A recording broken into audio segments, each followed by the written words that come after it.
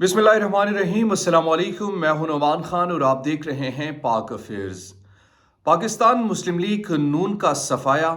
क्या पाकिस्तान मुस्लिम लीग नून को मुकम्मल ख़त्म होने का प्लान बनाया जा रहा है?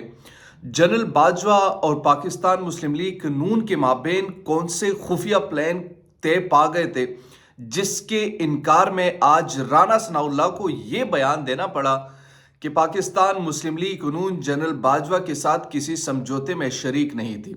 आज इस वीडियो में मैं आपको बताऊंगा कि वो कौन से समझौते थे जिसके बुनियाद पर आज पीडीएम या पाकिस्तान मुस्लिम लीग नून इक़्तिदार में है। वो कौन से समझौते थे जिसके बुनियाद पर आज शहबाज शरीफ वजीर आज़म हैं। वो कौन से समझौते थे जिसके बुनियाद पर आज पाकिस्तान मुस्लिम लीग नून के बेशतर रहनुमाओं के केसेस ख़त्म करवा दिए गए।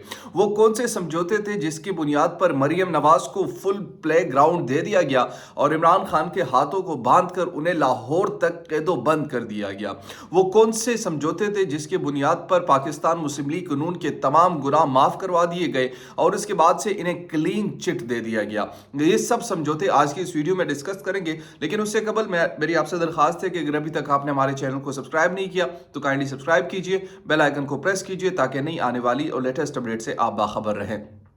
नाज़रीन कराम, सबसे पहले जो ख्वाजा आसिफ की थोड़ी सी बात करते हैं। कभी कुछ देर कबल मैं एक ट्वीट देख रहा था, किसी ने ट्वीट किया था कि पाकिस्तान में तकरीबन 200 के करीब गोल्फ क्लब्स हैं जो कि सरकारी खर्चे पर चल रहे हैं। तो उस पर उन्होंने कहा कि बिल्कुल ऐसा ही है और हज़ारों एकड़ ज़मीन भी, ख्वाजा आसिफ ने इस ट्वीट को कोट किया था और कहा कि ऐसा ही है। ना सिर्फ ये बल्कि हज़ारों एकड़ ज़मीन जो है वो भी गवर्नमेंट से हड़प की गई है और इस पर अपना, यानी उनका बेसिकली जो इशारा था वो किसी और तरफ था।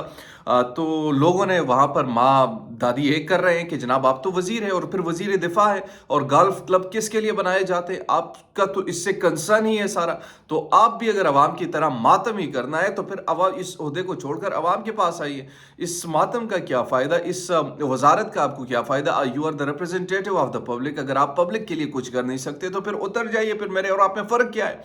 आपको अगर एक वजारत दी गई है और आप समझते हैं कि ये बिल्कुल बस वैसे ही नाम की वजारत है, तो फिर अखलाकी तौर पर तो आपको छोड़ देना चाहिए। फिर अखलाकी तौर पर तो आपको नीचे आ जाना चाहिए। फिर अखलाकी तौर पर तो आपको कहना चाहिए कि यार ये मैं कर क्या रहा हूँ। तो बेसिकली ये इम्पॉर्टेंट जो चीज़ है, रियलाइजेशन जब तक किसी इंसान में नहीं आती तो वो महज हमारी आंखों में धूल झोंकने के लिए काफ़ी होता है।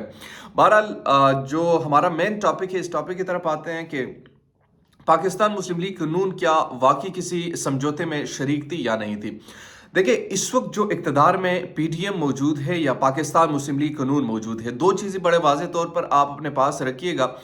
जब तक आप किसी को कोई एक ऐसी ऑफर नहीं करवाते जिससे वो दूसरा फरीक खुश ना हो या उनसे वो मुतमईन ना हो, तो आपके लिए आसानियां पैदा नहीं होती। पाकिस्तानी इस्टेब्लिशमेंट के बारे में एक बात याद रखिएगा, ये आपको अपने मकासद के लिए इस्तेमाल भी करती हैं और वक्त आने पर फिर आपको अपना दोस्त भी बना लेती है। लेकिन हमारे सियासतदान बेचारे जो है वो बड़े अजीब किस्म के लोग हैं। ये इक़्तिदार के लिए हर किस्म की कुर्बानी देने को तैयार है। इवन कि मुझे नहीं कहना चाहिए, लेकिन घर की कुर्बानी भी देने को तैयार होते हैं। बड़ा सख्त जुमला मैं आपको बता रहा हूँ, उसकी वजह मैं आपको बताता हूँ। नंबर वन, यही नवाज शरीफ हुआ करते थे, जीटी रूट पर ये सफ़र किया करते थे और एक ही नारा लगाया करते थे कि वोट को इज्जत दो। यही नवाज शरीफ हुआ करते थे जब लॉन्ग मार्च का आगाज़ इन्होंने किया और कहा कि मैं कभी दोबारा इस तरीके से इक़्तिदार में नहीं आऊँगा। लेकिन ठीक तकरीबन 3.5 साल बाद इनके बाई के ज़रिए से एस्टेब्लिशमेंट ने अप्रोच किया, इनकी वोट को इज्जत दो के बयानिए को मज़ीद इन्होंने ज़मी बोस कर दिया। वो जो बयानिया था कि मैं कभी इनके सपोर्ट से दोबारा इक़्तिदार में नहीं आऊँगा, इन्हीं के सपोर्ट से दोबारा इक़्तिदार में आए। ना सिर्फ यही बल्कि एक दूसरे को गद्दार, चोर, डाकू डिक्लेयर करने वाले नवाज शरीफ और आसिफ अली जरदारी दोनों आपस में किस तरीके से ये गुफ्तगू क्या करते थे और इनकी आपस में क्या चीज़ें ऐसी थी जो कि बिल्कुल दोनों चीज़ें हमारे सामने आ गई वाज़े तौर पर। और एक दूसरे के साथ वो मिल गए, एक दूसरे के साथ मिल बैठ गए, एक दूसरे के साथ वो इंजॉय कर रहे, इक़्तिदार को इंजॉय कर रहे, ना सिर्फ इक़्तिदार को इंजॉय कर रहे बल्कि वहाँ पर इक़्तिदार में मौजूद है और सिर्फ एक पार्टी नहीं 13 पार्टियाँ इकट्ठी कभी یعنی آپ کی ذہن وہم و گمان میں ہے کہ کبھی اس طریقے سے اکٹھی رہ سکتی ہے، ایسا بالکل نہیں ہوتا۔ جب تک آپ کے پیچھے کوئی سولڈ پاور نہ ہو، جب تک آپ کو کسی قسم کی یقین دہانی نہ ہو، جب تک آپ کو یہ یقین دہانی نہ ہو کہ ہاں ہمیں بیک اینڈ سپورٹ حاصل ہے، تبھی آپ اس طریقے سے ایکسٹریم سٹیپ لیتے ہیں۔ تو شہباز شریف نے پہلا سمجھوتا کیا انہوں نے کہا کہ ٹھیک ہے میں پرائم منسٹر بن جاتا ہوں، لیکن ان کی سپورٹ میرے ساتھ بالکل ہونی چاہیے۔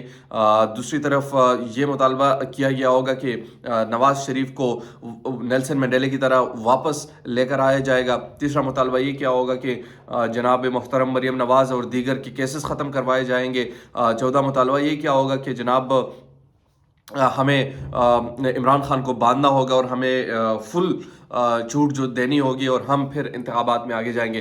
لیکن وہ سب پلان جو تھا وہ ناکام ہوئے۔ دیکھیں ایک پلان انسان بناتا ہے، دوسرا پلان خدا بناتا ہے، اور ہوتا وہی ہے جو میرا رب بناتا ہے۔ تو انسان چاہے جو مرضی کر لے، جیسے مرضی کر لے، جس طریقے سے کر لے، تو اس پلان کے مطابق انہوں نے یہ سفر تو بہرحال کرنا ہوگا کہ کس طرف انہوں نے جانا ہے۔ انہوں نے شاید اقتدار تو حاصل کر لیا، مگر عوام کے دلوں میں جو نفرت ہے اس نفرت کو نکال نہ سکے۔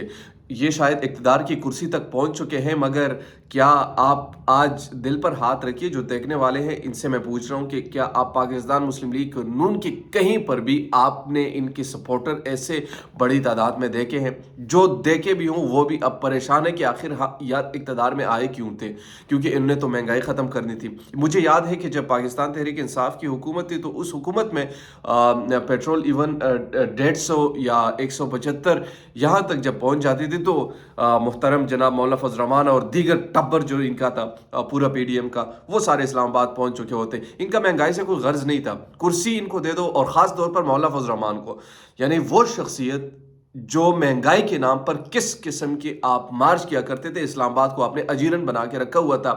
آج صرف 2-3 وزارتیں ملنے کے بعد اپنے منہ پر انہیں ٹیپ لگا لی ہے۔ 2-3 وزارتیں ملنے کے بعد اب نہ مہنگائی ان کے لیے ہے، نہ عوام ان کے لیے کنسرن ہے، نہ کوئی دوسرا مسئلہ ہے۔ یہ میں سوچتا ہوں کہ یار ان کے ذہنوں میں کیا آتا ہوگا، کہیں پر ایسا خوف نہیں آتا ہوگا کہ یار کل ہم نے رب کو جواب بھی دینا ہے، کل ہم نے مرنا بھی ہے۔ یہ وزارتیں تو اس دنیا کا کھیل ہے، اس وزارتوں کو لینا تو صرف اس دنیا میں لے سکتے ہیں، قبر میں تو اپنے ساتھ لے کے نہیں جا سکتے۔ تو اس وقت یہ منافقت کیوں ہوتی تھی؟ کیا آج آپ نے اپنے وزیر اعظم سے ایک مرتبہ پوچھا ہے کہ یار ہم نے اس مہنگائی کے لیے تو مارچ کیا کرتے تھے، اس مہنگائی کے لیے تو ہم اسلام آباد کی سڑکوں پر نکل آئے تھے، آج آپ وزیر اعظم ہیں، ہم اس کرسی پر ہیں، میرے 2 وزیر بیٹھے ہوئے ہیں، لیکن کیا یہ عوام مجھ سے نہیں پوچھ سکتی؟ ہم ان کو کیا جواب دیں؟ کوئی جواب آپ کے پاس ہے دینے کو؟ لیکن نہیں، میڈیا کا آپ سامنا نہیں کر سکتے شرمندگی کے مارے۔ 2 وزارتوں کے لیے یار اس قسم کے اپنی ضمیر کو بیچ دینا، یہ پتہ نہیں کیسے زندگی یہ لوگ بسر کرتے ہوں گے۔ بہرحال یہ اب تک کی جو اہم چیزیں تھیں پاکستان مسلم لیگ قانون سے ریلیٹڈ، یہ میرے خیال میں آپ خود ہی ختم ہو جائے گی، جس طریقے سے مہتاب عباسی صاحب، جو ارشاد خاقان عباسی، مفتاح اسماعیل، یہ سارے اب بہت سارے اس میں آئیں گے اور ایک نئی پارٹی میری نظر میں جنم لے گی۔ نعمان خان کو پاک و پھر سے اجازت، اللہ نگہبان۔